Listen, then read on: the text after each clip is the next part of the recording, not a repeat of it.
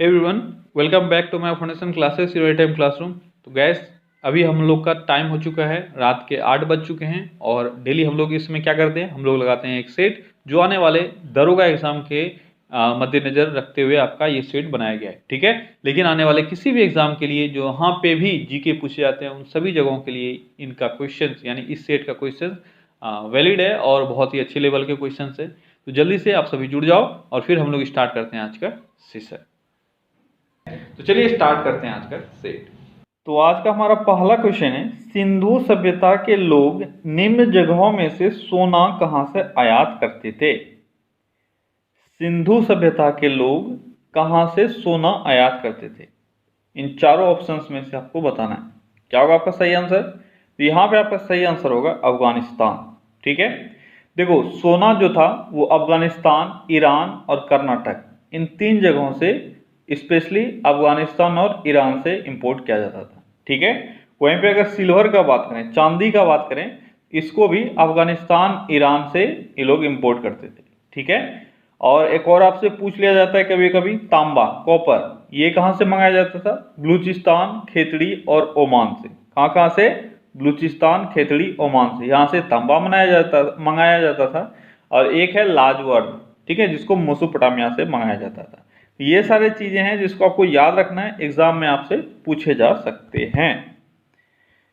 अगला क्वेश्चन है, सिंधु सभ्यता के समकालीन मेसोपोटामिया के अभिलेखों में सिंधु सभ्यता के लिए किस शब्द का प्रयोग किया गया है? बहुत ही अच्छा क्वेश्चन, जल्दी बताओ। सिंधु सभ्यता के समकालीन एक और सभ्यता था मेसोपोटामिया, वहां के अभिलेखों में सिंधु सभ्यता के लिए किस शब्द का प्रयोग किया गया है? तो उसमें यूज किया गया है मेलुहा शब्द का प्रयोग। ठीक है, क्या किया गया है? मेलुहा। अगला क्वेश्चन है, वृद्धृत वंश का अंतिम शासक कौन था? वृद्धृत वंश का अंतिम शासक, ये वृद्धृत वंश जो पहला वंश हुआ, ठीक है, हर्यक वंश से पहले भी वृद्धृत वंश आया। बहुत सारे बुक्स में इसका जो उल्लेख है वो नहीं मिलता है, लेकिन यही सही है। हर्यक वंश से पहले भी वृद्धृत वंश आया। उसका अंतिम शासक कौन था? उसका अंतिम शासक था रिपुंजय।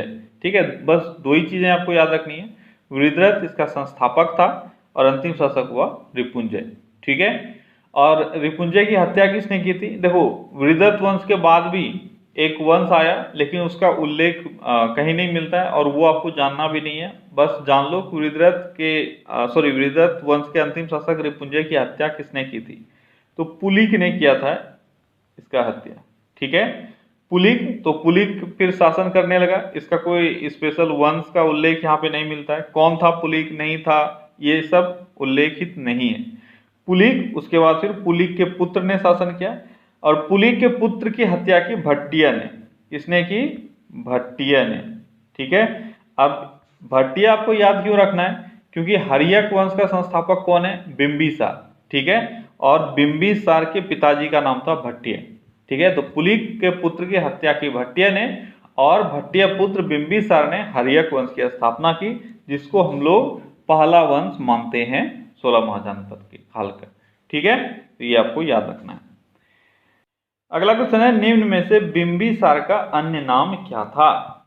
बिंबिसार जो हर्यक वंश का संस्थापक था, उसका दूसरा नाम या और किस नाम से उसको जानते थे?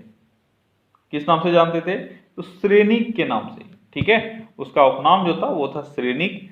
दो उपनामों से इसको बुलाया जाता था हमारे अभिलेखों में, या नहीं तो जो भी बुक्स वगैरह हैं, जो भी चीजें मिले हैं वहां से हमें ये पता चलती है। ये श्रेनिक और एक और क्या नाम था? क्षेत्रोजस। क्या नाम था? क्षेत्रोजस। ठीक है, ये दो उपनाम किसके लिए यूज किया जाता है? हर्यक वंश के संस्थापक बिंबिसार के लिए। अगला क्वेश्चन है, कितने वर्ष की अवस्था में गौतम बुद्ध का विवाह हुआ था? गौतम बुद्ध का विवाह कितने वर्ष की अवस्था में हुआ था? कितने वर्ष की अवस्था में? 16 वर्ष की अवस्था में। ठीक है, गौतम बुद्ध का विवाह 16 वर्ष की अवस्था में हुआ था। इनका जन्म कब हुआ था? जन्म हुआ था, चलो फटाफट रिवीजन कर लेते हैं। जन्म हुआ था 563 बीसी में। ठीक है, कहाँ जन्म हुआ था? लुम्बिनी नामक ग्राम में। ठीक है, जो अभी नेपाल के क्षेत्र में पड़ता है, यहाँ पे इनका जन्म हुआ था। मृत्यु इनकी कब हुई? 483 BC में इनकी मृत्यु हुई। और मृत्यु कहाँ हुआ था? कुशीनगर में इनका मृत्यु हुआ था। ठीक है। उसके बाद इनके पिता का नाम क्या था, यह भी पूछा जाता है। शुद्धोधन इनके पिता का नाम था, माता का नाम था माया देवी। ये सारी चीजें हैं जिसको आपको याद रखना है। क्लियर? अगला क्वेश्चन है, इत्सिंग किस सदी में भारत आया था? इत्सिंग एक चाइनीज यात्री था और ये भारत कब आया था, ये आपको बताना है। किस सदी में भारत आया था? तो इत्सिंग भारत आया था 7वीं सदी में। कब आया था? 7वीं सदी में। क्लियर? अगला क्वेश्चन है, निम्नलिखित में से किस पुस्तक में चंद्रगुप्त मौर्य के लिए ब्रिस्टल शब्द का प्रयोग किया गया है? चंद्रगुप्त मौर्य के लिए ब्रिस्टल शब्द का प्रयोग किस बुक में किया गया है? किस बुक में किया गया है? मुद्रा राक्षस में।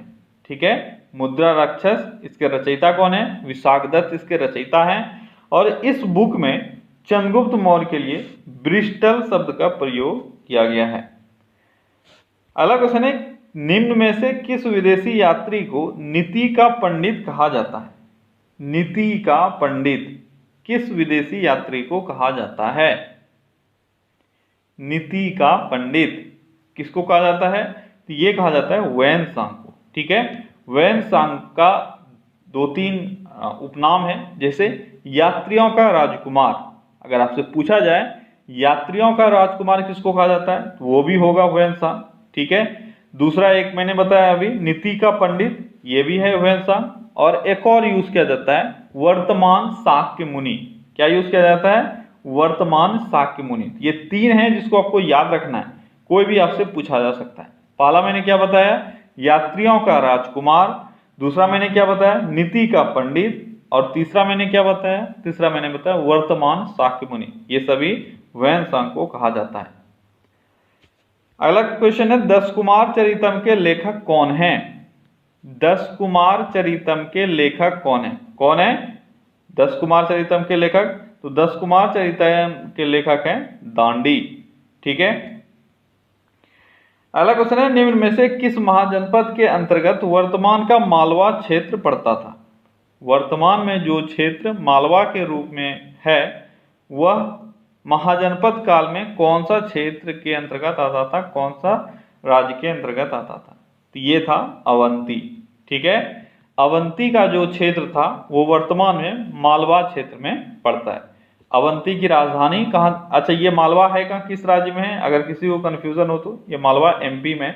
ठीक है, और अवंती की राजधानी का अगर बात करेंगे तो इसकी राजधानी कहाँ थी? उज्जैन। कहाँ थी इसकी राजधानी? राजधानी उज्जैन या माहिष्मती। ठीक है, 2 राजधानी आपको मिल सकता है, उज्जैन या माहिष्मती। ये अवंती की राजधानी थी। अगला क्वेश्चन है, निम्न में से किस नदी पर पहुंचने के बाद सिकंदर की सेना ने उसे पार करने से इनकार कर दिया? इसमें से कौन सा ऐसा नदी है जिस पर पहुंचने के बाद सिकंदर की सेना ने पार करने से इनकार कर दिया था? कौन सी नदी है वो? यहाँ पे आप गलती कर सकते हो। ठीक है, बहुत सारे बच्चे मार देंगे आंसर झेलम, जो कि गलत है। क्यों गलत है? क्योंकि झेलम नदी के किनारे उनका युद्ध हुआ था, इसको सिकंदर के सेनाओं ने पार करने से इनकार नहीं किया था। वो नदी था व्यास। ठीक है, व्यास नदी को सिकंदर की सेनाओं ने पार करने से इनकार कर दिया था।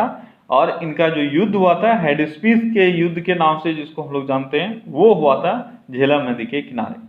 ठीक है। अच्छा, सिकंदर के जन्म का अगर बात करेंगे तो इनका जन्म कब हुआ था, ये भी आपसे पूछा जाता है, तो आज रिवाइज कर लेते हैं। जन्म हुआ था 356 BC में। ठीक है, कब हुआ था जन्म?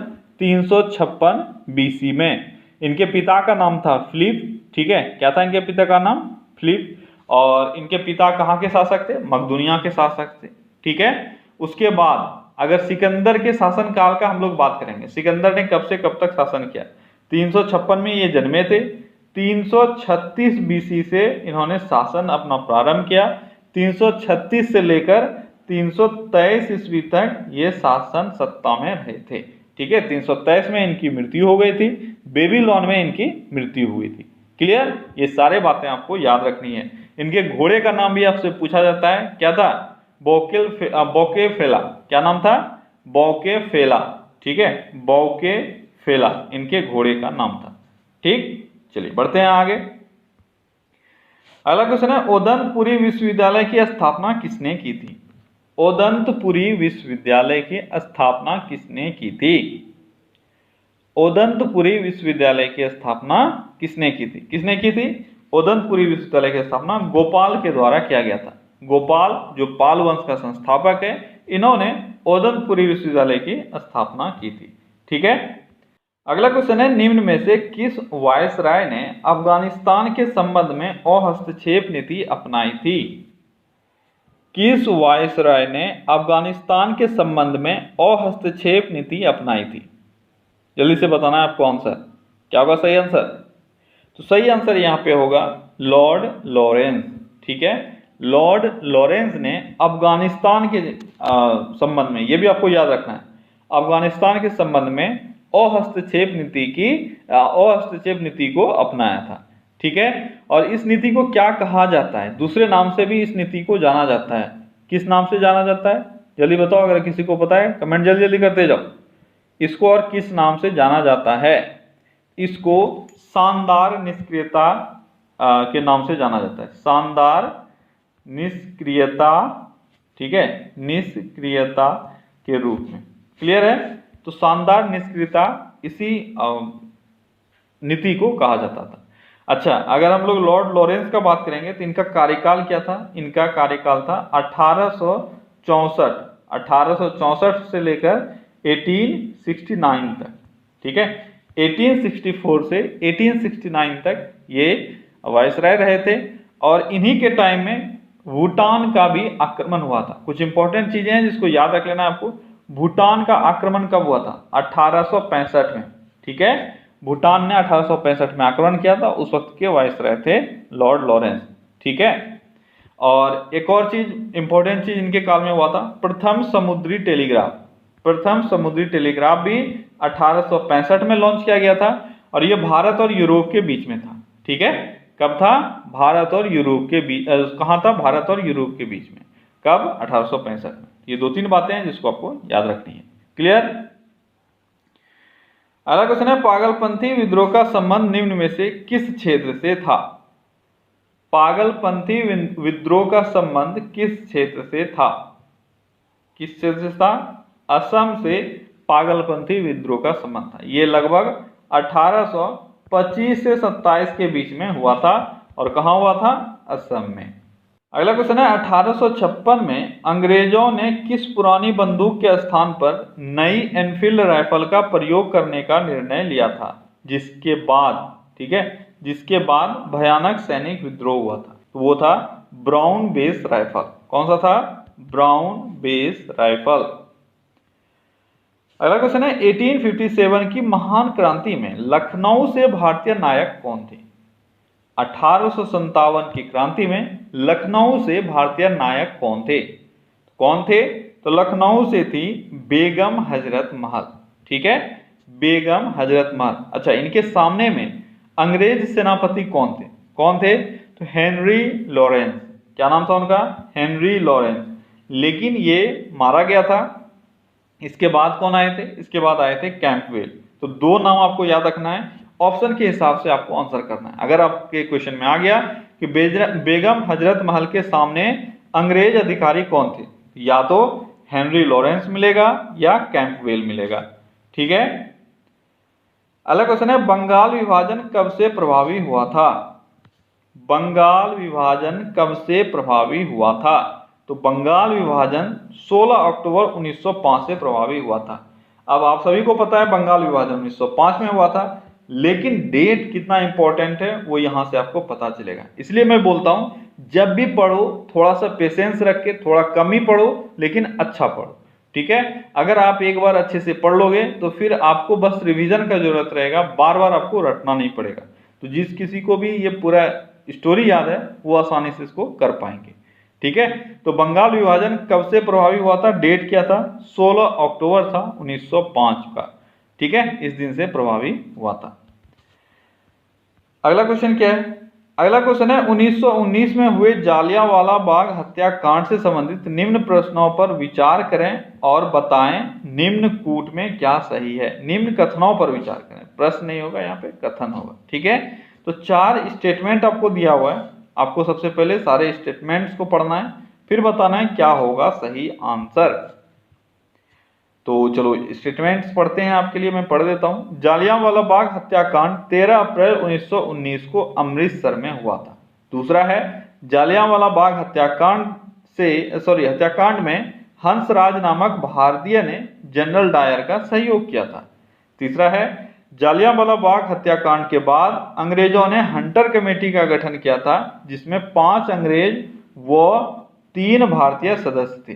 ठीक है, 5 अंग्रेज और 3 भारतीय सदस्य, यानी टोटल 8 मेंबर से इस पॉइंट का ये कहना है। अगला क्वेश्चन है अगला पॉइंट है जालियांवाला बाग हत्याकांड की जांच के लिए कांग्रेस ने मोतीलाल नेहरू के नेतृत्व में एक आयोग को नियुक्त किया था। तो ये हैं 4 स्टेटमेंट, बहुत ध्यान से पढ़ो, कोई जल्दीबाजी नहीं है। इन सारे क्वेश्चंस में आपको एग्जाम में भी टाइम देना है, पढ़ना है, समझना है। अगर आपको ऐसा लगता है कि आप नहीं कर पाओगे तो आप पहले दौर में इसको स्किप करो, दोबारा आओ, पढ़ के आराम से इसको आंसर करो। ठीक है, हड़बड़ी में आंसर नहीं करना है। तो क्या होगा आपका सही आंसर, जल्दी बताओ। तो यहां पे देखो, एक तरफ से अगर पॉइंट्स को पढ़ते जाओ तो आपको अगर आता है तो आप इसको टिक आउट करते जाओ। जालियांवाला बाग हत्याकांड 13 अप्रैल को हुआ था, बिल्कुल हुआ था, ये सही स्टेटमेंट है। दूसरा है जालियांवाला बाग हत्याकांड में हंसराज नामक भारतीय ने जनरल डायर का सहयोग किया था। तो आपको याद रखना है, अगर याद नहीं है तो ये पॉइंट सही है। ठीक है, उस भारतीय का नाम क्या था, हंसराज, जिसने जनरल डायर का सहयोग किया था। तीसरा है हंटर आयोग का गठन किया गया, जिसमें 5 मेंबर ब्रिटिश के थे और 3 मेंबर भारतीय थे, यानी टोटल इसमें 8 मेंबर थे। ये भी सही है। ये सारे क्वेश्चंस के फॉर्म में आपको आता है, अलग अलग क्वेश्चन के फॉर्म में आता है, इसलिए याद रखना जरूरी है। ठीक है, चौथा पॉइंट तो अब गलत होगा जब 3 सही हो गया, क्योंकि मैं तो ऑल ऑफ द एबव जल्दी देता नहीं हूं, लेकिन फिर भी हो सकता है दे दूं कभी कभी। तो जालियांवाला बाग हत्याकांड की जांच के लिए कांग्रेस ने मोतीलाल नेहरू के नेतृत्व में एक कमेटी का गठन किया था। क्या ये सही है? नहीं, ये गलत है। क्यों गलत है? क्योंकि मोतीलाल नेहरू के नेतृत्व में नहीं किया गया था, बल्कि मदन मोहन मालवीय इनके नेतृत्व में एक कमेटी का गठन किया गया, जिसके मेंबर्स थे मोतीलाल नेहरू और गांधी जी। ठीक है, तो टोटल 3 मेंबर्स थे इस कमेटी में। हेड थे मदन मोहन मालवीय, दूसरे 2 मेंबर कौन कौन थे, आपके मोतीलाल नेहरू और गांधी जी। ठीक है, बेहद इंपॉर्टेंट है, याद रखना। अगर भूलोगे और एग्जाम में गलती करके आओगे तो फिर जानते हो मैं क्या करूंगा, मार के हड्डी तोड़ दूंगा। अगला क्वेश्चन है गांधी जी ने पुनः सविनय अवज्ञा आंदोलन को कब प्रारंभ किया था। बहुत ही अच्छे से क्वेश्चन को पढ़ना है आपको, तभी आंसर करना है, नहीं तो गलती कर बैठोगे। आपको क्वेश्चन में क्या दिया हुआ है, पुनः। ये फालतू नहीं है, जैसा आप लोग सोचते हो कि बहुत सारी चीजें फालतू रहती है, तो ये फालतू नहीं है। वो पुनः यानी दोबारा सविनय अवज्ञा आंदोलन कब शुरू किया गया था। और ऑप्शंस देखो, गांधी अरविंद समझौता के बाद, द्वितीय गोलमेज सम्मेलन की असफलता के बाद, कांग्रेस सोशलिस्ट पार्टी के गठन के बाद, भारत छोड़ो आंदोलन के 1 वर्ष पहले। क्या होगा सही आंसर? सही आंसर होगा बी, द्वितीय गोलमेज सम्मेलन के असफलता की बात। पहले इन्होंने देखा, गांधी जी ने देखा द्वितीय गोलमेज सम्मेलन में क्या होता है, लेकिन जो वो चाहते थे वो हुआ नहीं, यानी वो असफल रहा। तो इसके बाद इन्होंने दूसरी बार सविनय अवज्ञा आंदोलन चालू किया। वो डेट था 3 जनवरी 1932। ठीक है, 3 जनवरी 1932 को इन्होंने दूसरी बार सविनय अवज्ञा आंदोलन चालू किया। और अगर आपसे क्वेश्चन में पूछा जाए कि सविनय अवज्ञा आंदोलन कब हुआ था, तो 1930 में, आप सभी जान रहे हो। ठीक है, लेकिन इसको फिर खत्म किया गया, फिर से स्टार्ट किया गया। और अगर पूछ लिया जाए अंतिम रूप से सविनय अवज्ञा आंदोलन कब समाप्त हुआ, फिर से ध्यान रखना, अंतिम रूप से, यानी इसके बाद दोबारा चालू नहीं हुआ था, वो था 7 अप्रैल 1934। 7 अप्रैल 1934 इस दिन को अंतिम रूप से सविनय अवज्ञा आंदोलन समाप्त हुआ।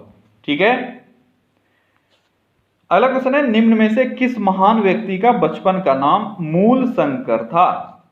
4 ऑप्शंस दिए हुए हैं, यहां से चुनना है। मूल शंकर किसके बचपन का नाम था? किसके बचपन का नाम था मूल शंकर? तो दयानंद सरस्वती के बचपन का नाम था मूल शंकर। अगला क्वेश्चन है मानचित्र पर भूमध्य रेखा से एक समान कोणीय दूरी वालों स्थानों को मिलाने वाली रेखा क्या कहलाते हैं? मानचित्र पर भूमध्य रेखा से एक समान कोणीय दूरी जो भी दर्शाने वाली रेखा है उनको क्या कहा जाता है? उनको कहा जाता है अक्षांश रेखा। ठीक है, ये पूरा डेफिनेशन होता है अक्षांश रेखा का। बहुत बार एग्जाम में ये क्वेश्चन पूछा भी गया है। ठीक है, तो आपको क्लियर होना चाहिए। इक्वेटर से समान कोणीय दूरी दर्शाने वाले रेखा जितना भी होगा वो सभी क्या कहलाएंगे? अक्षांश रेखा।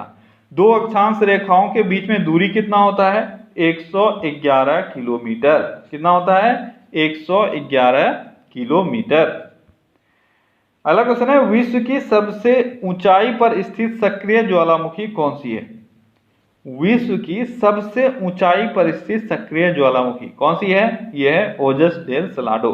ठीक है, कहाँ है ये एंडीज पर्वतमाला में है। ठीक है, अर्जेंटीना और चिली, अर्जेंटीना और चिली के बॉर्डर पे ये स्थित है। कौन सा? ओजस डेल सलाडो। याद रखना है किसके बीच है, किसके बॉर्डर पे है? अर्जेंटीना और चिली के बॉर्डर पे। अगला क्वेश्चन है, प्रसिद्ध स्थान अल अक्सा कहाँ स्थित है? अल अक्सा, ये अलास्का नहीं है, ये अल अक्सा है। ठीक है, तो अल अक्सा कहाँ स्थित है ये आपको बताना है। अल अक्सा कहाँ है? यह है जेरूसलम में। ठीक है, अगला क्वेश्चन है, नल सरोवर अभ्यारण्य कहाँ स्थित है? नल सरोवर अभ्यारण्य कहाँ स्थित है?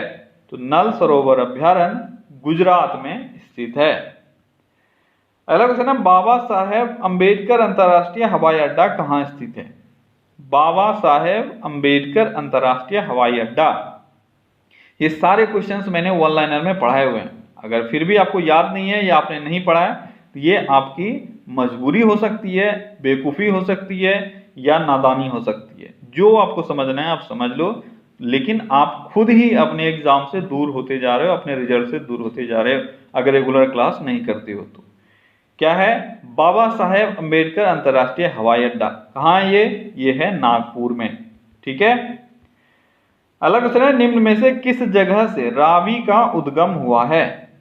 रावी का उद्गम इन चारों जगहों में से आपको बताना है कहां से हुआ है। रावी का उद्गम कहां से हुआ है?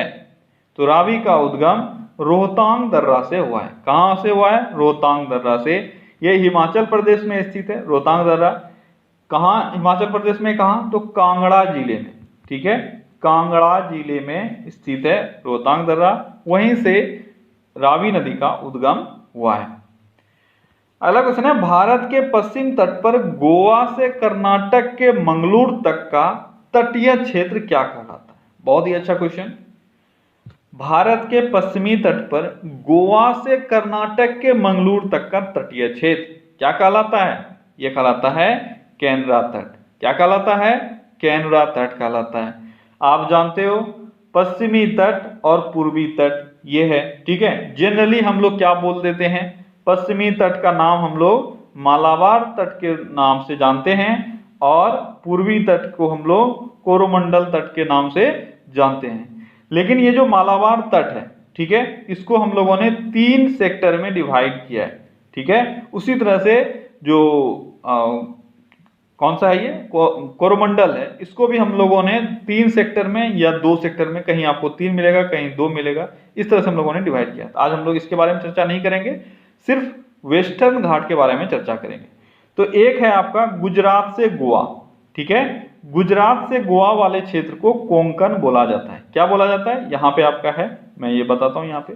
ठीक है, तो गुजरात से गोवा इस क्षेत्र को कोंकण बोला जाता है। उसके बाद गोवा से लेकर मंगलुरु तक, गोवा से लेकर मंगलुरु तक ये वाला क्षेत्र जो है इसको कैनरा तट बोला जाता है। और फिर कहां से? मंगलुरु से लेकर पूरा आपके केरल तक, ठीक है, कन्याकुमारी तक, केरल तक ही नहीं कन्याकुमारी तक। ठीक है, यहाँ पे तमिलनाडु के कन्याकुमारी तक इस पूरे क्षेत्र को क्या बोला जाता है? मालाबार। ठीक है, यही 3 नाम आप जानते हो। क्लियर है? क्या क्या है ये आपका क्लियर हो गया। अगला क्वेश्चन है, हिमालय के किस भाग में पीर पंजाल श्रेणी मौजूद है?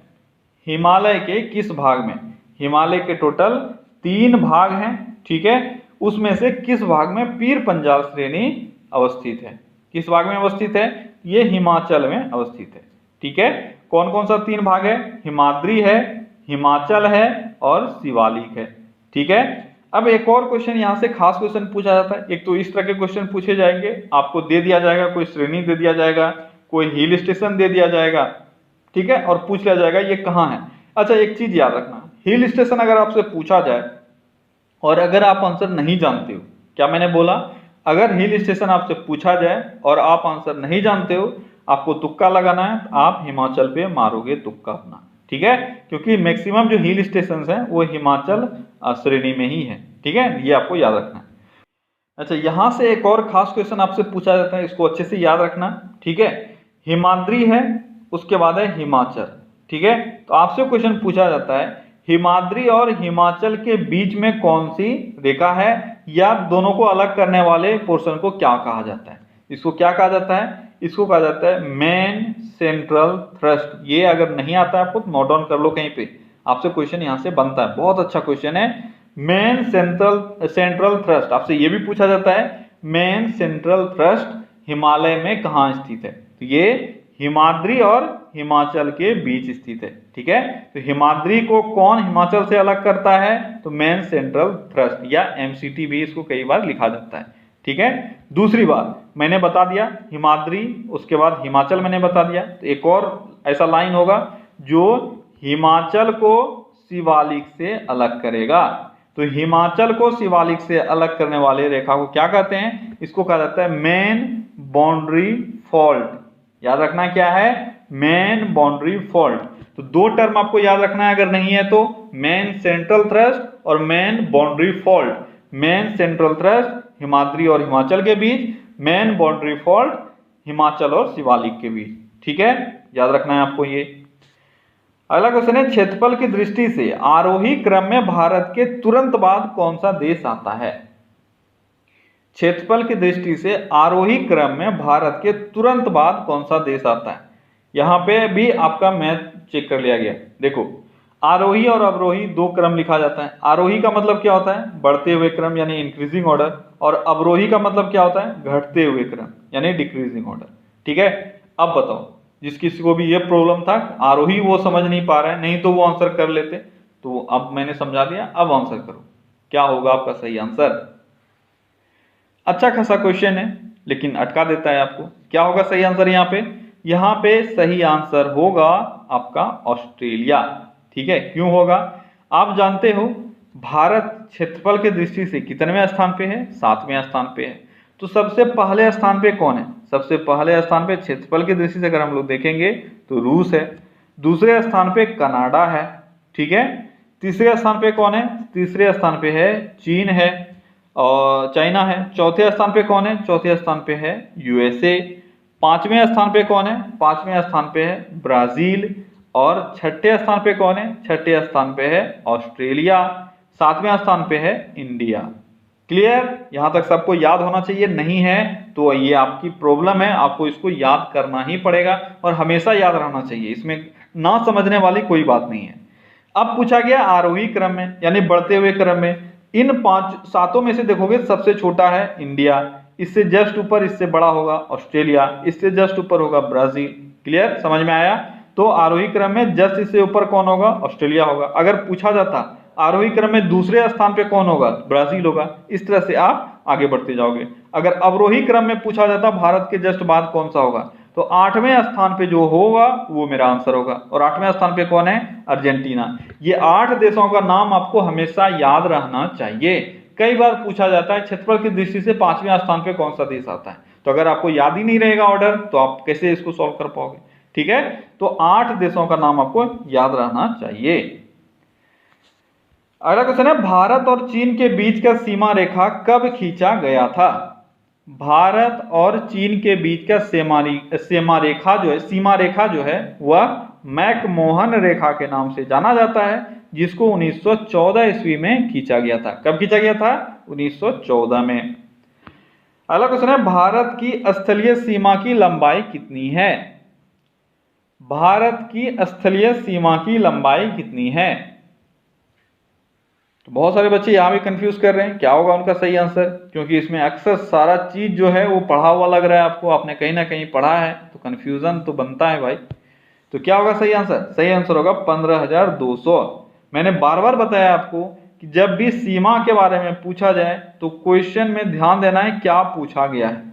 अगर सिर्फ स्थलीय सीमा दिया हुआ है तो आपका आंसर क्या होगा? 15,200, यानी यहाँ पे टोटल स्थलीय सीमा का बात किया जा रहा है।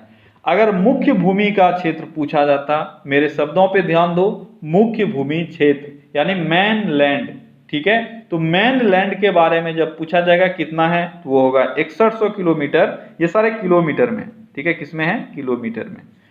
तो 6100 किलोमीटर होगा मैनलैंड का लंबाई। और अगर आपसे पूछा जाए तटीय क्षेत्र कितना है, तो तटीय क्षेत्र है 7516.6। कितना है? 7516.6। ये है आपका कोस्टल एरिया का लंबाई। तो अगर दोनों को जोड़ दोगे ये लगभग आपका 15,200 आ जाएगा, जो टोटल एरिया का लंबाई है, ठीक है। अगला क्वेश्चन है, भारत का प्रथम परमाणु पनडुब्बी कौन सा है? भारत का प्रथम परमाणु पनडुब्बी कौन सा है? तो भारत का प्रथम परमाणु पनडुब्बी है, यहां पे देखें कौन सा है, कौन सा है? यह है आपका INS चक्र। ध्यान देना है आपको, क्वेश्चन में क्या पूछा गया है। आपको पूछा गया है प्रथम परमाणु पनडुब्बी, ठीक है, पनडुब्बी नहीं पूछा गया है। अगर पनडुब्बी पूछा जाता तो आपका आंसर क्या होता? देखो 3 क्वेश्चन यहां से बन सकते हैं। सिर्फ पनडुब्बी अगर पूछा जाएगा तो आपका आंसर होगा कावेरी, INS कावेरी। ध्यान देना, सिर्फ पनडुब्बी पूछा जाएगा तो INS कावेरी। अगर विमान वाहक पोत अगर पूछा जाए तो आपका आंसर होगा विक्रांत। और परमाणु पनडुब्बी अगर पूछा जाए तो आपका आंसर होगा चक्र। तो ये 3 जो ऑप्शंस हैं वो तीनों बेहद इंपॉर्टेंट है, तीनों का आपको स्पेशलिटी याद रहना चाहिए, ठीक है। अगला क्वेश्चन है, भारत की प्रथम महिला केंद्रीय मंत्री कौन थी? भारत की प्रथम महिला केंद्रीय मंत्री कौन थी? तो भारत की प्रथम महिला केंद्रीय मंत्री थी राजकुमारी अमृता कौर। ये थी भारत की पहली महिला केंद्रीय मंत्री। और कौन से डिपार्टमेंट में ये थी, ये भी आपसे पूछा जाता है, या आपसे पूछा जाएगा भारत की प्रथम स्वास्थ्य मंत्री कौन थे? तो भारत की प्रथम स्वास्थ्य मंत्री राजकुमारी अमृता कौर ही थी, जो महिला थी केंद्रीय मंत्री बनने वाली पहली, ठीक है। अगला क्वेश्चन है, निम्न में से किस भारतीय राज्य में आपको अब्रक मिल सकता है? इन चारों राज्यों में आपको बताना है अब्रक आपको कहां मिल सकता है। तो अब्रक कहां मिल सकता है? अब्रक आपको आंध्र प्रदेश में इन चारों में से मिल सकता है। अगला क्वेश्चन है, निम्न में से कौन सी नदी बिहार में पटना के समीप गंगा से मिलती है? अच्छा क्वेश्चन है, बिहार में पटना के समीप कौन सी नदी गंगा से मिलती है? कौन सी नदी है वो नदी है गंडक, ठीक है। गंडक का उद्गम कहां से हुआ है? ये और नेपाल से ओरिजिन होती है, ठीक है। उसके बाद ये पर्वतीय क्षेत्र होते हुए मैदानी क्षेत्रों में आ जाती है। तो पर्वतीय क्षेत्रों में इसको एक अलग नाम से जाना जाता है, वो है शालिग्राम। किस नाम से? शालिग्राम नाम से पर्वतीय क्षेत्र में जाना जाता है, और नारायणी नाम से इसको मैदानी क्षेत्र में जाना जाता है, ठीक है। अगला क्वेश्चन है, भारत के राष्ट्रपति पद के उम्मीदवार के लिए निर्वाचक मंडल के कितने सदस्य प्रस्तावक के रूप में होने चाहिए? अच्छा क्वेश्चन है, अगर कोई इंसान राष्ट्रपति पद के उम्मीदवार के रूप में खड़ा होता है उसको कम से कम कितना प्रस्तावक होना चाहिए उसके लिए? तो उसके लिए 50 प्रस्तावक होने चाहिए। 50 प्रस्तावक प्लस 50 अनुमोदक, ठीक है, ये होना चाहिए अगर कोई राष्ट्रपति चुनाव में खड़ा होता है तो, ठीक है। दूसरी बात और यहां से आपको क्या याद रखना है, राष्ट्रपति से रिलेटेड अनुच्छेद। राष्ट्रपति से रिलेटेड कुछ बेहद इंपॉर्टेंट अनुच्छेद और बहुत बार एग्जाम में पूछा गया अनुच्छेद कौन कौन सा है? राष्ट्रपति पद का उल्लेख किस में है? यह है 52 में। फिर आपको याद रखना है कि राष्ट्रपति का जो कार्यपालिका शक्ति होता है या कार्यपालिका शक्ति राष्ट्रपति में निहित होता है, यह किस अनुच्छेद में कहा गया है? ध्यान देना, क्या मैंने बोला? राष्ट्रपति का कार्यपालिका शक्ति, यह है अनुच्छेद 53 में, ठीक है। उसके बाद आपसे क्या पूछा जाता है? राष्ट्रपति का निर्वाचन मंडल, यानी कौन राष्ट्रपति को वोट करेगा, यह है अनुच्छेद 54 में, ठीक है। उसके बाद आपसे पूछा जाता है राष्ट्रपति का निर्वाचन पद्धति। तो राष्ट्रपति का निर्वाचन पद्धति किसमें है? यह है 55 में। ये 4-5 हैं जो आपको याद रखना है। इसके अलावे आपको क्या याद रखना है? इसके अलावे आपको 61 याद रखना है और 72 याद रखना है। 61 में क्या है, किसी को पता है? जल्दी बताओ 61 में क्या है? अनुच्छेद 61 में क्या है? अनुच्छेद 61 में इम्पीचमेंट है या महाभियोग है, राष्ट्रपति पर महाभियोग, ठीक है। और 72 में क्या है? 72 में है राष्ट्रपति द्वारा दिया जाने वाला क्षमादान, ठीक है। ये ऐसे अनुच्छेद हैं जो बहुत बार एग्जाम में पूछा गया है और आगे भी पूछे जाने के चांसेस हैं। ये सबको आपको याद रखना है। आंख कान दोनों खुला रखो, अगर कोई नींद में रहोगे तो फिर वो अपना नुकसान करोगे। अब आपका नींद टूट जाना चाहिए पूरी तरह से, अगर ये सारी चीजें आपको नहीं आ रही है तो समझ जाओ, अलर्ट हो जाओ कि आपको और मेहनत की जरूरत है। अभी जो कुछ टाइम बचा हुआ है इसमें बेहद इंपॉर्टेंट ये आपके लिए टाइम है और बहुत अधिक मेहनत करने की आवश्यकता है। अगला क्वेश्चन है, किस अनुच्छेद के तहत राज्यसभा अपने 2/3 बहुमत से प्रस्ताव पारित कर लोकसभा को राज्य सूची में उल्लेखित किसी राष्ट्रीय महत्व के विषय पर संसद को अस्थायी कानून बनाने का अधिकार दे सकती है? बेहद इंपॉर्टेंट क्वेश्चन, लंबा सा क्वेश्चन, एग्जाम में पूछा जाने वाला क्वेश्चन। जल्दी बताओ क्या है आंसर? सबसे पहली बात, आंसर तो तब दोगे जब क्वेश्चन को समझोगे। क्वेश्चन क्या बोल रहा है इसको समझो, दोबारा फिर से पढ़ो, दोबारा पढ़ोगे तो जरूर समझ में आएगा। एक बार में हो सकता है आपको समझ में नहीं आया, मैं समझा देता हूं। अभी एक ऐसा अनुच्छेद है जो राज्यसभा को पावर देता है वह अपने यहाँ एक बिल पारित करे बहुमत से, और बिल पारित करके लोकसभा को ये शक्ति दे दे वह किसी भी राज्य के सूची के विषय पर कानून बना सकता है। हम लोगों ने क्या पढ़ा है कि समस्त शक्तियों को तीन सूचियों में डिवाइड किया गया है, केंद्र सूची, राज्य सूची और समवर्ती सूची। केंद्र सूची पर केंद्र बनाएगा कानून, राज्य सूची पर राज्य बनाएगा, समवर्ती सूची पर दोनों मिलके बनाएगा।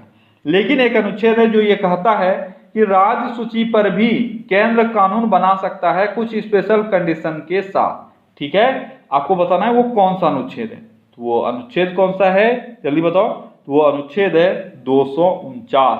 कौन सा अनुच्छेद है? 249, इसी में ये कहा गया है, ठीक है। अगला क्वेश्चन है, प्रथम लोकसभा का कार्यकाल क्या था?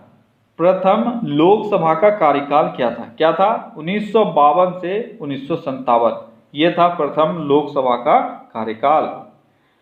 अगला क्वेश्चन है, उच्च न्यायालय से संबंधित निम्न प्रश्नों पर, यहाँ पे फिर प्रश्न है, निम्न कथनों पर होगा, पर विचार करें और संबंधित कूट से सही उत्तर चुनें। तो आपको यहाँ पे फिर आपको 4 स्टेटमेंट मिलेगा और आपको पढ़ना है क्या है स्टेटमेंट में लिखा हुआ और क्या आपका सही आंसर हो सकता है। फिर आपको तुक्का लगाना होगा, तुक्का लगाना, आंसर आ रहा है तो आंसर करना। स्टेटमेंट पढ़ो, चलो एक तरफ से हम पढ़ते जाते हैं और बताते जाते हैं क्या सही क्या गलत है। विवाह या तलाक उच्च न्यायालय का प्रारंभिक क्षेत्राधिकार है, यानी यहाँ पे हाईकोर्ट के बारे में चर्चा किया गया है और आपको बोला जा रहा है विवाह या तलाक उसका प्रारंभिक क्षेत्राधिकार है, तो बिल्कुल ये उसका प्रारंभिक क्षेत्राधिकार है। दूसरा है, फौजदारी मामलों में अगर सत्र न्यायाधीश ने मृत्युदंड दिया हो तो उच्च न्यायालय में उसके विरुद्ध अपील नहीं हो सकती है। ये तो स्टेटमेंट गलत है। अगर सत्र न्यायालय में मृत्युदंड मिली हो तो आप हाई कोर्ट में जा सकते हो उसके अपील को लेकर, ठीक है, तो ये गलत है। तीसरा है, उच्च न्यायालयों को अपने अधीनस्थ न्यायालयों में नियुक्ति, पदोन्नति और छुट्टियों के संबंध में नियम बनाने का अधिकार है। क्या ऐसा अधिकार है हाईकोर्ट को? वह अपने निचले जितने भी उसके न्यायालय है वहां पे वह कुछ कर सकते हैं, जैसे नियुक्ति कर सकते हैं, पदोन्नति कर सकते हैं या छुट्टियों की घोषणा कर सकते हैं। इन सारी चीजों से रिलेटेड कानून बना सकते हैं। क्या ऐसा है? तो बिल्कुल ये स्टेटमेंट सही है, ऐसा पावर हाईकोर्ट के पास है। अगला क्वेश्चन है, उच्च न्यायालयों को अपने अधीनस्थ न्यायालय से मुकदमों के हस्तांतरण का अधिकार होता है। क्या ऐसा अधिकार हाईकोर्ट के पास है? वह अपने आप कोई भी केस को सत्र न्यायालय से अपने यहाँ हस्तांतरित कर ले? बिल्कुल ये अधिकार है। तो आपका सही स्टेटमेंट 1, 3 व 4 हो जाएगा। तो क्या हो जाएगा यह आंसर? यह आंसर 1, 3, 4 यानी सी आपका सही आंसर होगा, ठीक है। अगला क्वेश्चन है, भारतीय उपराष्ट्रपति का वेतन प्रति माह कितना है वर्तमान में? भारतीय उपराष्ट्रपति का वेतन कितना है? यह है 4 लाख प्रति माह। ठीक है। अगला क्वेश्चन है, निम्न विषयों में से कौन सा संघ सूची का विषय है? देखो विषय कुछ बहुत इंपॉर्टेंट विषय हैं जिसको आपको याद रखना है। ठीक है, आपसे बहुत बार पूछा गया है कौन से सूची का ये विषय है। यहाँ आपसे पूछा गया है कौन सा संघ सूची का विषय है। कौन सा है? यह है सीमा शुल्क। वन, परिवार नियोजन, लोक व्यवस्था, ये सब संघ सूची का नहीं है, लेकिन सीमा शुल्क जो है यह संघ सूची का है। संघ सूची में टोटल 100 विषयों का चर्चा आपको मिलेगा। पहले 97 था और अभी 100 विषय है। अगला क्वेश्चन है, भारत के किस अनुसूची में मेघालय के जनजातीय क्षेत्रों के प्रशासन के बारे में प्रावधान मिलेगा? बहुत अच्छा क्वेश्चन, जल्दी से आंसर करो। देखो ऐसे क्वेश्चन जब भी आते हैं ना तो आपके दिमाग को ये खंगालता है कि आपके अंदर कितना समझने का पावर है, क्योंकि डायरेक्ट क्वेश्चन ये नहीं है, ये थोड़ा सा इनडायरेक्ट क्वेश्चन है। तो क्या होगा आपका सही आंसर? आपका सही आंसर होगा छठी अनुसूची। अब जिसने पढ़ा है 12 के 12 अनुसूची को, उनके लिए इंपॉर्टेंट है, सॉरी उनके लिए ये ईजी है। अगर जिसने नहीं पढ़ा है तो वो तो भाई उसका मैं कुछ कर नहीं सकता हूँ।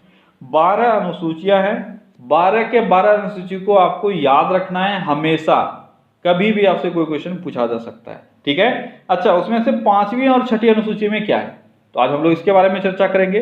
तो 5वीं अनुसूची में है जनजातीय क्षेत्रों के प्रशासन के बारे में चर्चा। ठीक है, जनजातीय क्षेत्रों के बारे में चर्चा है। वहीं पे अगर छठी अनुसूची का बात करेंगे तो 4 स्पेशली राज्यों के बारे में चर्चा किया गया है। वो 4 राज्य कौन कौन सा है? वो राज्य है असम, दूसरा कौन सा है? मेघालय, तीसरा कौन सा है? त्रिपुरा, और चौथा है मिजोरम। ठीक है, ये 4 राज्य हैं जिसका उल्लेख, जिसके जनजातीय क्षेत्रों के प्रशासन के बारे में उल्लेख किया गया है। कहां पे? छठी अनुसूची में। अब क्वेश्चन आपका क्या था? मेघालय, यहीं से आपका ये मेघालय उठाया गया है। ठीक है, ये थोड़ा सा अंदर से क्वेश्चन था, लेकिन जो पढ़ा है, जिसने पढ़ा है उसके लिए आसान है। अगला क्वेश्चन है, सरकारिया आयोग का गठन निम्न में से किससे संबंधित था? सरकारिया आयोग का संबंध किससे था? जल्दी बताओ। सरकारिया आयोग का संबंध, सरकारिया आयोग का संबंध केंद्र राज्य के बीच संबंध से था। ये राज्य नहीं है, राज्य है। ठीक है, केंद्र राज्य के बीच संबंध से संबंधित था सरकारिया आयोग। इसका गठन कब किया गया था? 1983 में। कब किया गया था? 1983 में। अगला क्वेश्चन है, किस संविधान संशोधन के तहत स्वतंत्रता, समानता एवं संपत्ति से संबंधित मौलिक अधिकारों को लागू किए जाने संबंधी कुछ व्यवहारिक कठिनाइयों को दूर करने का प्रयास किया गया था? अगर आपको यहाँ पे कोई क्वेश्चन नहीं आता है तो आपको टेंशन नहीं लेना है, क्योंकि मैं इस सेशन में, जो ये लास्ट टाइम का सेशन है, मैं यहाँ पे वैसे क्वेश्चंस को लाने का कोशिश कर रहा हूँ जो आप नहीं जानते हो, या आप भूलने के कगार पे हो, या आप वहां से कुछ सीख सकते हो। ठीक है, तो अगर यहाँ से आप ये नहीं जान रहे हो तो कोई बात नहीं है, इसको आप पढ़ लो और आज के आज आप इसको याद करने का कोशिश करो, क्योंकि जो हल्के खाते क्वेश्चन है वो मैंने बहुत बार पढ़ाया, बहुत चीज़ों को आपने रिवाइज किया हुआ है। तो कुछ अच्छी चीज़ों को आप रिवाइज कर लो जिसके आने के चांसेस हैं एग्जाम में। ठीक है, क्या है क्वेश्चन में? क्वेश्चन में पूछा गया है, वह संविधान संशोधन जिसके बाद स्वतंत्रता, समानता एवं संपत्ति से संबंधित मौलिक अधिकारों को लागू किए जाने संबंधी व्यवहारिक कठिनाइयों को दूर किया गया था, वह पहला ही संविधान संशोधन था। कौन सा था? पहला संविधान संशोधन जो 1951 में हुआ था। अगला क्वेश्चन है, बिहार के विधान परिषद में कुल सदस्यों की संख्या कितनी है? बिहार के विधान परिषद में कुल सदस्यों की संख्या कितनी है? विधान परिषद दिया हुआ है, बहुत लोग इसको राज्यसभा समझ के आंसर 16 कर देंगे, लेकिन यहाँ तो ऑप्शन मैंने 16 डाला ही नहीं है, तो आपके लिए थोड़ा सा डिफिकल्ट हो गया है ना, आपका एक तुक्का मैच नहीं कर रहा है। तो विधान परिषद में टोटल 75 मेंबर यहाँ पे हैं। ठीक है, विधानसभा में टोटल 243 मेंबर हैं, लोकसभा में यहाँ से टोटल 40 मेंबर जाते हैं, और राज्यसभा में 16 मेंबर जाते हैं। अगला क्वेश्चन है, दोनों सदनों में प्रत्येक बैठक के प्रारंभ की 1 घंटे तक का समय किस चीज के लिए निश्चित किया गया है?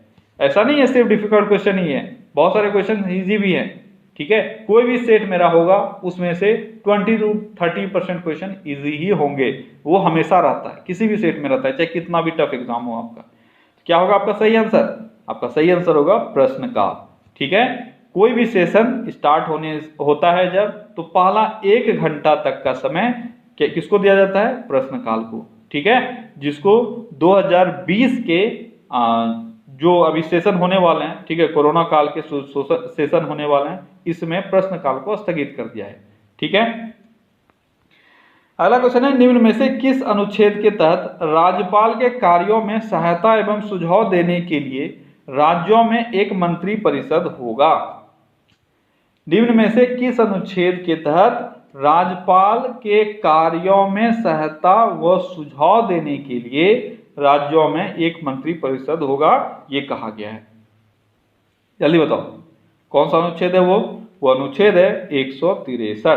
कौन सा अनुच्छेद है? 163 अनुच्छेद, 163वां अनुच्छेद। उसमें ये कहा गया है कि राज्यपाल के सहायता के लिए एक मंत्री परिषद होगा। अगला क्वेश्चन है, गोवा पुर्तगालियों से कब आजाद हुआ था? गोवा पुर्तगालियों से कब आजाद हुआ था? 1961, 56, 54, 72? क्या होगा सही आंसर? ये सब चीज आपने ऑनलाइन में पढ़ रखा है, आंसर होगा 1961 में। ठीक है, पुर्तगाल का कब्जा था किस पर? गोवा पर, और यह आजाद कब हो गया? 1961 में। अगला क्वेश्चन है, नगर पालिका का उल्लेख संविधान के किस भाग में है? नगर पालिका का उल्लेख संविधान के किस भाग में है? ध्यान देना है, किस भाग में है? तो संविधान के भाग 9 क में नगर पालिका का उल्लेख मिलता है। किसमें? 9 क में। तो 9 में क्या है? 9 में है आपका पंचायती राज। ठीक है, और भाग 9 क में नगर पालिका।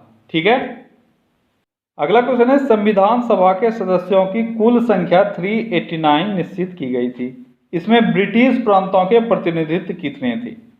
389 टोटल संख्या निश्चित किया गया था संविधान सभा के सदस्यों का। ठीक है, इसमें ब्रिटिश प्रांत के कितने प्रतिनिधि थे, ये आपको बताना है। कितने थे? तो टोटल 292 ब्रिटिश प्रांत से थे। ठीक है, तो आपका जो डिस्ट्रीब्यूशन था वो आपको याद रखना है, 292 ब्रिटिश प्रांत से। उसके बाद चीफ कमिश्नरी से कितना? टोटल 4। उसके बाद देसी रियासत से कितना? टोटल 93। ठीक है, तो ये सारे जो डिस्ट्रीब्यूशन थे वो थे। एक बार फिर से सुन लो, देसी रियासत 93, चीफ कमिश्नरी 4 और 292 यह किससे थे? यह थे प्रांतों से। अगर आप इसको जोड़ोगे तो आपका कितना पूरेगा? 389। ठीक है, अगला क्वेश्चन है, पुस्तक प्रिंसिपिया के लेखक कौन थे? बहुत आसान सा क्वेश्चन है। प्रिंसिपिया के लेखक कौन थे? प्रिंसिपिया के लेखक थे न्यूटन। ठीक है, इसी में इन्होंने लॉ ऑफ मोशन दिया है। तो कई बार आपसे पूछा जाता है लॉ ऑफ मोशन किस पुस्तक में दिया गया था? ये दिया गया था प्रिंसिपिया में, जिसका लेखक जो है वह न्यूटन है। अगला क्वेश्चन है, निम्न में से हम किस विमा को बल गुने विस्थापन के रूप में प्रस्तुत करते हैं? आसान सा क्वेश्चन है, लेकिन आपको यहाँ पे चीजें जाननी होगी। अगर आप सिर्फ रट के आते हो तो ये क्वेश्चन नहीं बनेगा आपसे। आपको पता होना चाहिए कि क्या है, क्या फॉर्मूला होता है, क्या यूनिट होता है, तभी आप ऐसे क्वेश्चंस को कर पाओगे। वैसे क्वेश्चन आसान है। बल यानी फोर्स, विस्थापन यानी डिस्प्लेसमेंट। तो फोर्स इंटू डिस्प्लेसमेंट ये किसका फॉर्मूला होता है? ये कार्य का फॉर्मूला होता है। क्या होता है? F into S. एस से हम लोग डिस्प्लेसमेंट को रिप्रेजेंट करते हैं साइंस में। ठीक है, फिजिक्स में एस से डिस्टेंस को रिप्रेजेंट किया जाता है। तो F into S cos theta, अगर मैं पूरा फॉर्मूला लिखूं F into S cos theta, ये वर्क का यानी कार्य का फॉर्मूला होता है। यहां से आपका आंसर हो जाएगा कार्य। क्लियर? अगला क्वेश्चन है, वह चुंबकीय पदार्थ जो चुंबकीय क्षेत्र में रखे जाने पर क्षेत्र के विपरीत दिशा में चुंबकित हो जाते हैं, क्या कहलाता है? जल्दी बताओ। वैसे पदार्थ को क्या कहते हैं जिसको अगर मैग्नेटिक फील्ड में आप रखते हो तो मैग्नेट यहां है तो इसके विपरीत दिशा में ये जाने लगेगा। इसको क्या कहते हैं? इसको कहते हैं डायमैग्नेटिक। क्या कहते हैं? हाँ ठीक है, डायमैग्नेटिक। क्या कहते हैं? डायमैग्नेटिक। क्लियर? अगला क्वेश्चन है, वह उपकरण जिसका उपयोग समुद्र की गहराई मापने में करते हैं क्या कहलाता है? समुद्र की गहराई मापने के लिए किस यंत्र का प्रयोग किया जाता है? तो फैदोमीटर का प्रयोग किया जाता है समुद्र की गहराई को मापने के लिए। ठीक है। देखो साइंस से बहुत डिफिकल्ट क्वेश्चन नहीं होते हैं आपके एग्जाम में, लेकिन कुछ अच्छे क्वेश्चन आपके हो सकते हैं, और जो बेसिक्स क्वेश्चन है वो तो आप सभी जान ही रहे हो, ठीक है। अब तक आपने वो सारे क्वेश्चन को पढ़ लिया है। अगला क्वेश्चन है, तरल का वह गुण जिसके कारण तरल के विभिन्न परतों के मध्य आपेक्षिक गति का विरोध होता है, क्या कहलाता है? 4 ऑप्शंस दिए हुए हैं। इन चारों को अगर आप समझते हो तो आप आसानी से उसको कर पाओगे, नहीं समझते हो तो फिर बैठे रहोगे। बैठ के क्या करोगे? टुकुर टुकुर स्क्रीन देखोगे, क्योंकि स्क्रीन पे मैं तो आता नहीं हूं, तो मुझे तो देख नहीं पाओगे, तो सिर्फ स्क्रीन ही देख पाओगे भाई। चलो, क्या है आपका सही आंसर यहाँ पे? तो आपका सही आंसर है सयानता, यानी विस्कोसिटी। विस्कोसिटी क्या होता है? तो जो गाढ़ापन होता है किसी भी लिक्विड में, ठीक है, इसको अपने भाषा में अगर हम लोग बोलें तो जो गाढ़ापन होता है, जेलीनेस होता है, ठीक है, उसी को हम लोग विस्कोसिटी बोलते हैं। और एक समान जेली के रूप में कब आता है? जब वह फ्लो को अवरोध करे, यानी आपस में जो उनका फ्लो होता है, एक सिंपल सा लिक्विड है वो फ्लो करेगा पूरा, लेकिन अगर यह एक लेयर से दूसरे लेयर में आने जाने में अवरोध पैदा करे, इसका मतलब वो गाढ़ा हो रहा है, ठीक है। यही तो आपसे पूछा जा रहा है, वह गुण जिसके कारण तरल के विभिन्न परतों के मध्य आपेक्षिक गति का विरोध होता है, इसको हम लोग सयानता बोलते हैं, ठीक है। अगला क्वेश्चन है, पानी में मिट्टी का तेल छिड़कने पर पानी के पृष्ठ तनाव में क्या फर्क पड़ता है जिससे कि मच्छर का लार्वा डूब के मर जाता है? तो एक आंसर आपका और एक क्वेश्चन आपका यहीं पे छुपा हुआ है। एक क्वेश्चन आपसे ये पूछा जाता है कि मिट्टी का तेल छिड़कने पर, जो पानी पर हम लोग मिट्टी का तेल छिड़कते हैं, तो मच्छर क्यों कंट्रोल में आ जाता है? क्या मच्छर मर जाते हैं? तो बिल्कुल नहीं, मच्छर को कोई फर्क नहीं पड़ता है उससे। लेकिन जो मच्छर के लार्वा हैं वो क्या होता है, वो पानी पे तैरते रहता है, और जब आप तेल छिड़कते हो तो क्या होता है, पानी के सरफेस पे एक लेयर जम जाता है तेल का, क्योंकि तेल केरोसिन का जो डेंसिटी है वो पानी से कम होता है, इसलिए वो तैरने लगता है, जिस कारण से लार्वा जो है वह नीचे चला जाता है और उसको ऑक्सीजन नहीं मिल पाता है, जिस कारण से वो मर जाता है और आपका मच्छर कंट्रोल में आ जाता है, ठीक है। यहाँ आपका क्या है कि एक्चुअल में उसके पृष्ठ तनाव में क्या फर्क पड़ता है? तो उसका पृष्ठ तनाव कम हो जाता है। क्या होता है? कम हो जाता है। अगला क्वेश्चन है, पृथ्वी की सतह से ऊपर या नीचे जाने पर जी के मान पर क्या फर्क पड़ता है? अगर पृथ्वी के सतह से या तो आप ऊपर जाओ या नीचे जाओ, तो जी के मान पे क्या फर्क पड़ेगा? तो जी के मान पे क्या फर्क पड़ेगा? जी का मान घटेगा। या तो आप ऊपर जाओ या नीचे जाओ, सतह से ऊपर नीचे अगर आप करोगे तो हमेशा जी का मान घटेगा। अगला क्वेश्चन है, वायुमंडल दाब का एक बार किसके बराबर होता है? वायुमंडलीय दाब का एक बार, वायुमंडलीय दाब को हम लोग बार में रिप्रेजेंट करते हैं। आपको बताना है एक बार किसके बराबर होता है, इन चारों में से किसके बराबर होता है? तो एक बार 10 टू द पावर 5 न्यूटन पर मीटर स्क्वायर के बराबर होता है। किसके बराबर? 10 टू द पावर 5 न्यूटन पर मीटर स्क्वायर, इतने के बराबर होता है एक बार, ठीक है। ये आपको याद रखना है। अच्छा, इससे पहले वाले क्वेश्चन में जी का जो वैल्यू है उसके बारे में आपसे चर्चा किया गया था, तो वहां पे मैं एक्सप्लेन कर सकता था, लेकिन मैंने बहुत बार किया हुआ है, मुझे लगा आप लोगों को आता होगा। अगर नहीं आता है तो एक बार बुक में जाके पढ़ लो, क्योंकि वहां से आसान क्वेश्चन बनते हैं। अगर वो छूट गया तो फिर लानत है आपके पढ़ाई का, ठीक है। तो अगर किसी को कंफ्यूजन है उसमें कि जी का मान कब क्या होता है, तो वो वहां से एक बार देख लेना, ठीक है। अगर प्रॉब्लम है तो मैं दूसरे वीडियो में बता दूंगा। अगला क्वेश्चन है, कोई कंपन करने वाली वस्तु 1 सेकेंड में जितना कंपन करती है उसे क्या कहा जाता है? 1 सेकेंड में जितना कंपन करेगी, वाइब्रेटिंग कोई भी वस्तु आप ले लो, 1 सेकेंड में जितना वाइब्रेट करती है उसको क्या कहा जाता है? उसको क्या कहा जाता है? उसको आवृत्ति यानी फ्रीक्वेंसी कहा जाता है। फ्रीक्वेंसी का डेफिनेशन क्या होता है? 1 सेकेंड में जितना बार कंपन करेगा उसे तो फ्रीक्वेंसी कहते हैं। वही तो आपसे क्वेश्चन में पूछा गया था, ठीक है। अगला क्वेश्चन है, 1 कैलोरी कितने जूल के बराबर होता है? आपने पढ़ा है बहुत बार 4.2 जूल, ठीक है। तो इसके निकटतम कौन सा है? यह है 4.186 जूल। एग्जैक्ट आंसर यही है, 4.186 जूल। अगला क्वेश्चन है, आंख में प्रवेश करने वाले प्रकाश की मात्रा को किसके द्वारा नियंत्रित किया जाता है? जल्दी बताओ, यहाँ पे डैश होगा, ठीक है। आंख में प्रवेश करने वाले प्रकाश की मात्रा को डैश के द्वारा नियंत्रित और व्यवस्थित किया जा सकता है। किसके द्वारा किया जा सकता है? जल्दी बताओ। तो ये आयरिस के द्वारा नियंत्रित और कंट्रोल में किया जा सकता है। ठीक है, अगला क्वेश्चन क्या है? अगला क्वेश्चन है किस हार्मोन को वृद्धि हार्मोन के रूप में भी जाना जाता है? आसान सा क्वेश्चन है। वृद्धि हार्मोन के रूप में किस हार्मोन को जाना जाता है? तो यहाँ पे जो भी आपके ऑप्शंस हैं इसमें से सोमैटोट्रोपिक हार्मोन, सोमैटोट्रोपिक हार्मोन, इसको वृद्धि हार्मोन के रूप में जाना जाता है। अगला क्वेश्चन है वनस्पति विज्ञान के जनक के रूप में किसे जाना जाता है? बहुत बार मैंने खुद पढ़ा है, जल्दी बताओ। वनस्पति विज्ञान के जनक के रूप में किसको जानते हैं? तो वनस्पति विज्ञान के जनक के रूप में थियोफ्रास्टस को जानते हैं। अगला क्वेश्चन है क्रेब्स चक्र को डैश के रूप में जाना जाता है? क्रेब्स चक्र को और किस रूप में हम लोग जानते हैं? क्रेब्स साइकिल, इसको हम लोग किस रूप में जानते हैं? इसको हम लोग साइट्रिक एसिड चक्र के रूप में जाना जाता है। किस रूप में? साइट्रिक एसिड चक्र के रूप में। अगला क्वेश्चन है निम्नलिखित में से कौन एक संक्रामक रोग है? इन चारों में से आपको बताना है संक्रामक रोग कौन सा है। तो खसरा है एक संक्रामक रोग, इसको मिसल्स, इंग्लिश में मिसल्स बोलते हैं। ठीक है, और ये एक संक्रामक यानी कम्युनिकेबल डिसीज है। अगला क्वेश्चन है इनमें से क्या एक सामान्य बेहोश करने वाला पदार्थ और उत्तेजक पदार्थ दोनों है? सामान्य बेहोश करने वाला पदार्थ और उत्तेजक पदार्थ, ये दोनों के तौर पे इसका यूज किया जाता है और वो है कोकीन।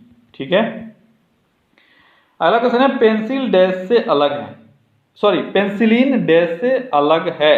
अच्छा, अलग नहीं है, अलग होता है। ठीक है, पेंसिलिन डैश से अलग होता है, यानी एक्सट्रैक्ट किससे किया जाता है? तो पेंसिलिन किससे एक्सट्रैक्ट किया जाता है? फंगस यानी कवक से। ठीक है, और उस फंगस का नाम क्या है?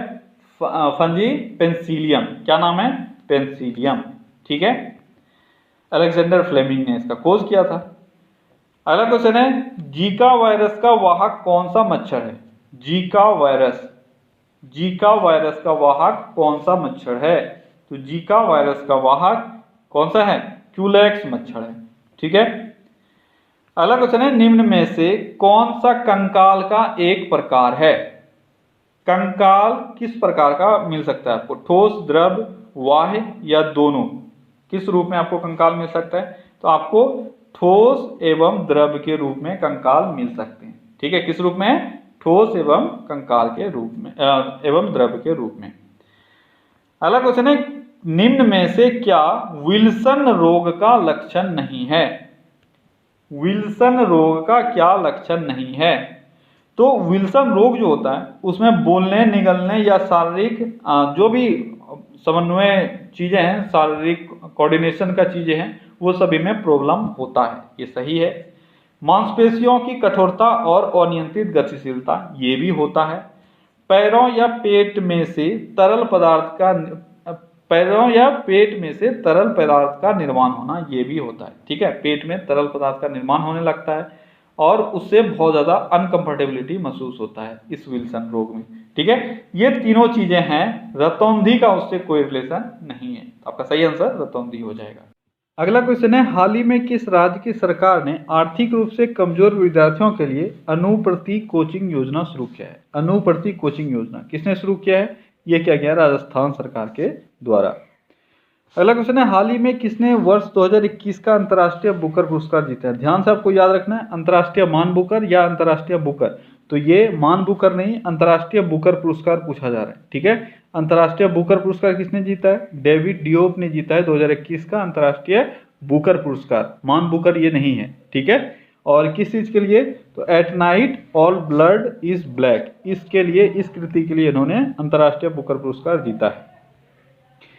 अगला क्वेश्चन है कौन व्यक्ति हाल ही में इंडियन एयरफोर्स के नए वाइस चीफ बने? वाइस चीफ नहीं, चीफ बने हैं। ठीक है, वाइस चीफ ये पहले बने थे, अब ये चीफ बन चुके हैं। तो कौन अभी हाल ही में इंडियन एयरफोर्स के नए चीफ बने हैं? कौन है? विवेक राम चौधरी। और वाइस चीफ अभी कौन है? संदीप है। ठीक है, अगला क्वेश्चन है कौन व्यक्ति हाल ही में राष्ट्रीय मानवाधिकार आयोग के नए अध्यक्ष बने हैं? राष्ट्रीय मानवाधिकार आयोग के नए अध्यक्ष अभी हाल ही में कौन बने हैं? कौन बने हैं? अरुण कुमार मिश्र। अगला क्वेश्चन है प्रतिवर्ष विश्व दुग्ध दिवस कब मनाया जाता है? विश्व दुग्ध दिवस कब मनाया जाता है? तो प्रतिवर्ष 1 जून को विश्व दुग्ध दिवस मनाया जाता है। अगला क्वेश्चन है, किस राज्य की सरकार ने हाल ही में कोविड-19 के कारण अनाथ हुए बच्चों के लिए मुख्यमंत्री कोविड बाल कल्याण योजना शुरू किया है? मुख्यमंत्री कोविड बाल कल्याण योजना किस राज्य ने शुरू किया है? ये मध्य प्रदेश सरकार के द्वारा शुरू किया गया है। अगला क्वेश्चन है, हाल ही में किस देश की त्सांग इन हंग माउंट एवरेस्ट को सबसे कम समय में फतह करने वाली महिला बनी है? त्सांग इन हंग ये कहाँ की है? यह है हांगकांग की, और इन्होंने मात्र 26 घंटे में माउंट एवरेस्ट को फतह करके नया रिकॉर्ड बनाया है। अगला क्वेश्चन है, हाल ही में किस भारतीय को सामाजिक विज्ञान के क्षेत्र में स्पेन का सर्वोच्च पुरस्कार मिला है? कौन वो भारतीय हैं जिनको स्पेन का सर्वोच्च पुरस्कार मिला है? वो है अमर्त्य सेन। ठीक है। अगला क्वेश्चन है, हाल ही में मोहाली हॉकी स्टेडियम का नाम बदलकर क्या कर दिया गया है? मोहाली हॉकी स्टेडियम का नाम बदलकर क्या कर दिया गया है? बलबीर सिंह सीनियर के नाम पर रख दिया गया है। अगला क्वेश्चन है, प्रतिवर्ष भारत में राष्ट्रमंडल दिवस कब मनाया जाता है? राष्ट्रमंडल दिवस प्रत्येक वर्ष कब मनाया जाता है? कब मनाया जाता है? 24 मई को। अगला क्वेश्चन है, हाल ही में किस शहर में दुनिया का पहला 3D प्रिंटेड स्टील पैदल यात्री पुल खुला है? 3D प्रिंटेड स्टील पैदल यात्री पुल अभी हाल ही में खोला गया है एम्स्टर्डम नीदरलैंड में। ठीक है। अगला क्वेश्चन है, किस देश को हाल ही में वर्ष 2032 के ओलंपिक खेलों का मेजबानी सौंपा गया है? तो 2032 के ओलंपिक खेलों का मेजबानी अभी हाल ही में रिलीज किया गया है। किसके पास होगा? कौन है वो है ऑस्ट्रेलिया। किसके पास रहेगा? ऑस्ट्रेलिया के पास 2032 का मेजबानी रहेगा ओलंपिक खेलों का। अगला क्वेश्चन है, हाल ही में किस संस्थान ने ऑक्सीजन को बचाने हेतु एमलेक्स नाम की ऑक्सीजन राशनिंग उपकरण विकसित किया? बहुत ही इंपॉर्टेंट क्वेश्चन है। एमलेक्स नाम का ऑक्सीजन राशनिंग उपकरण किसने विकसित किया है? किसने किया है? IIT रोपड़ ने किया है। और इससे होगा क्या, जो ऑक्सीजन सिलेंडर यूज करते हैं इसकी गुणवत्ता बढ़ जाएगी और लगभग 3 गुना अधिक समय तक ऑक्सीजन सिलेंडर चल पाएगा। अगला क्वेश्चन है, केंद्र सरकार ने हाल ही में किस शहर में भारत का पहला भारतीय विरासत संस्थान बनाने का फैसला लिया है? भारतीय विरासत संस्थान कहाँ बनाया जाना है? कहाँ बनाया जा रहा है? नोएडा में। ठीक है। अगला क्वेश्चन है, हाल ही में IOC ने किस राज्य में भारत का पहला ग्रीन हाइड्रोजन संयंत्र लगाने का घोषणा किया है? IOC यानी इंडियन ऑयल कॉरपोरेशन ने अभी हाल ही में घोषणा किया है कि भारत का पहला ग्रीन हाइड्रोजन संयंत्र लगाया जाना है। कहाँ लगाया जाना है ये आपको बताना है। कहाँ लगाया जाना है? किस राज्य में? तो उत्तर प्रदेश में ये संयंत्र लगाया जाएगा। अगला क्वेश्चन है, हाल ही में कौन ब्लॉकचेन तकनीक का उपयोग कर शैक्षिक दस्तावेज जारी करने वाला भारत का पहला राज्य बन गया है? ब्लॉकचेन तकनीक का उपयोग कर शैक्षिक दस्तावेज जारी करने वाला भारत का पहला राज्य कौन बना है? ये बना है महाराष्ट्र। ठीक है। अगला क्वेश्चन है, किस राज्य की सरकार ने हाल ही में मुख्यमंत्री किसान मित्र ऊर्जा योजना किस राज्य ने लॉन्च किया है? किस राज्य का है? यह है राजस्थान का। अगला क्वेश्चन है, हाल ही में कांस फिल्म फेस्टिवल 2021 में किसे सर्वश्रेष्ठ फिल्म घोषित किया गया है? कांस फिल्म फेस्टिवल 2021 में सर्वश्रेष्ठ फिल्म घोषित किया गया है किसको? टाइटैन को। ध्यान रखना ये टाइटैनिक नहीं है, ये है टाइटैन। ठीक है। अगला क्वेश्चन है, कौन सा राज्य हाल ही में भारत का पहला रेबीज मुक्त राज्य बना है? भारत का पहला रेबीज मुक्त राज्य कौन सा बना है? यह है गोवा, जो भारत का पहला रेबीज मुक्त राज्य बना है। अगला क्वेश्चन है, किस राज्य की सरकार ने हाल ही में युवाओं के लिए मुख्यमंत्री युवा उद्यमी योजना लॉन्च किया है? मुख्यमंत्री युवा उद्यमी योजना बहुत ही इंपॉर्टेंट क्वेश्चन है, याद रखना। कौन सा राज्य है? वो राज्य है बिहार। अगला क्वेश्चन है, हाल ही में NTPC को किस राज्य में भारत का सबसे बड़ा सोलर पार्क स्थापित करने का मंजूरी मिला है? तो NTPC सबसे बड़ा सोलर पार्क स्थापित करने जा रहा है भारत में। तो भारत का सबसे बड़ा सोलर पार्क कहाँ बनने जा रहा है? ये बनने जा रहा है गुजरात में। अगला क्वेश्चन है, हाल ही में किस भारतीय मूल के खिलाड़ी ने विंबलडन 2021 में जूनियर एकल का खिताब जीता है? ध्यान देना है, यह है जूनियर एकल। ठीक है। विंबलडन में जूनियर एकल का खिताब 2021 में एक भारतीय ने जीता है। वो कौन है? वो है समीर बनर्जी। अगला क्वेश्चन है, हाल ही में किस शहर में भारत के पहले निजी तरलीकृत प्राकृतिक गैस यानी LNG लिक्विफाइड नेचुरल गैस सुविधा संयंत्र स्थापित किया जा रहा है? यानी भारत में पहली बार ऐसा होगा जो निजी तौर पर कहीं पे भी LNG प्लांट लगाया जाएगा। आपको बताना है कहाँ लगाया जाएगा, तो ये लगाया जाएगा नागपुर में, और वैद्यनाथ कंपनी लगा रही है। ठीक है। अगला क्वेश्चन है, किस देश ने हाल ही में अब तक का सबसे ऊंचा रेत का महल बनाया है? ये लगभग 21.16 मीटर है। ये जो रेत का महल है ये कहाँ बनाया गया? ये बनाया गया था डेनमार्क में। अगला क्वेश्चन है, हाल ही में कौन महिला अंतर्राष्ट्रीय क्रिकेट में सबसे अधिक रन बनाने वाली खिलाड़ी बनी है? तो अंतर्राष्ट्रीय क्रिकेट में तीनों फॉर्मेट को मिलाकर सबसे अधिक रन बनाने वाली महिला कौन बन गई है? तो मिताली राज। ठीक है। अगला क्वेश्चन है, केंद्र सरकार ने हाल ही में LIC चेयरमैन की सेवानिवृत्ति उम्र बढ़ाकर कर दी है। यानी LIC चेयरमैन का जो सेवानिवृत्ति उम्र था उसको बढ़ाया गया है, और अब यह कितना कर दिया गया है? अब यह 62 वर्ष कर दिया गया है, 2 वर्ष से बढ़ाया गया, पहले 60 वर्ष हुआ करता था। अगला क्वेश्चन है, हाल ही में किस देश ने दिन में टेलीविजन पर जंक फूड के विज्ञापन दिखाने पर रोक लगा दी? दिन में टेलीविजन पर जंक फूड नहीं दिखाया जाएगा ताकि बच्चे ना बिगड़े। ये देश कौन सा है? ये देश है ब्रिटेन। अगला क्वेश्चन है, हाल ही में दिए गए वर्ष 2021 के पुलित्जर पुरस्कारों में किस भारतीय मूल की पत्रकार को पुरस्कार मिला है? बहुत ही इंपॉर्टेंट क्वेश्चन है, एग्जाम में 100% यह क्वेश्चन छपेगा। क्या है आंसर? आंसर है मेघा राजगोपालन, जो भारतीय मूल की अमेरिकी नागरिक हैं। इनको पुलित्जर पुरस्कार 2021 मिला है। अगला क्वेश्चन है, हाल ही में कौन बिटकॉइन को कानूनी मान्यता देने वाला दुनिया का पहला देश बना है? बिटकॉइन को कानूनी मान्यता अभी हाल ही में किस देश ने दिया है? एल सल्वाडोर ने, और ये पहला देश है जिसने बिटकॉइन को कानूनी मान्यता दी है। अगला क्वेश्चन है, कौन व्यक्ति हाल ही में संजय कोठारी के स्थान पर केंद्रीय सतर्कता आयुक्त नियुक्त हुए हैं? यानी न्यू CBC अभी हाल ही में कौन नियुक्त हुए हैं? कौन नियुक्त हुए हैं? सुरेश N पटेल, ये बने हैं नए सतर्कता आयुक्त। क्लियर? तो ओके गाइस, यहाँ पे हमारा 100 क्वेश्चंस पूरे होते हैं। आज का सेशन आपका थोड़ा लंबा जरूर हो गया, लेकिन बहुत कुछ आपने सीखा होगा और बहुत कुछ आपका रिवाइज हुआ होगा। ठीक है, चलिए आप लोग जमकर शेयर कीजिए और एक लाइक कर दीजिए अगर वीडियो से आप कुछ सीख रहे हैं तो, और अपने फ्रेंड्स के साथ जरूर से जरूर शेयर किया कीजिए ताकि वो भी हमारे साथ जुड़ सके। चलिए कल फिर से मिलते हैं अगले सेशन में। Till then take care, bye bye.